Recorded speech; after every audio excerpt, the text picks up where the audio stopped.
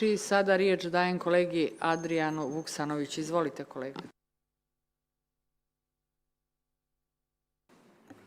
Hvala vam, potpredsjednice Popović.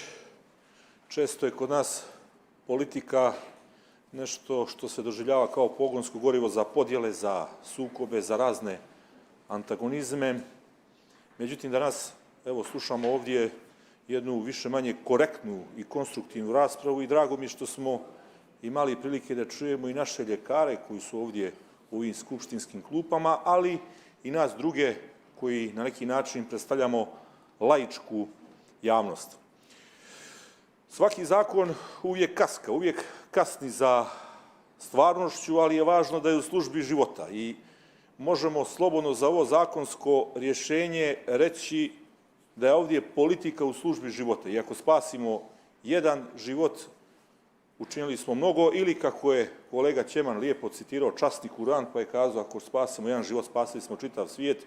I drago mi je što ćemo taj univerzalni humani princip danas moći izraziti tako što ćemo podržati ovo zakonsko rješenje, a čuli smo i zastrašujuću statistiku koja poziva dodatno na oprez i na odgovornost i drago mi je i radostan sam što ćemo pritiskom na zeleni taster dati doprinos spašavanju života naših građana, a čuli smo također i da je veliki broj zemalja implementirao ovu zakonsku ponudu i drago mi je što će Crna Gora doći u red tih država.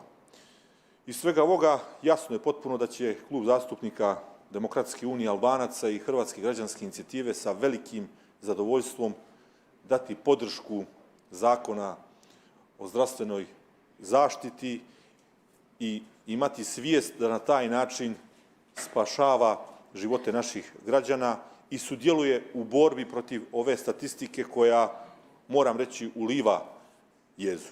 Hvala vam. Zahvaljujem kolegi Vuksanoviću. Ovim smo iscrpili sve diskusije vezane za ovu tačku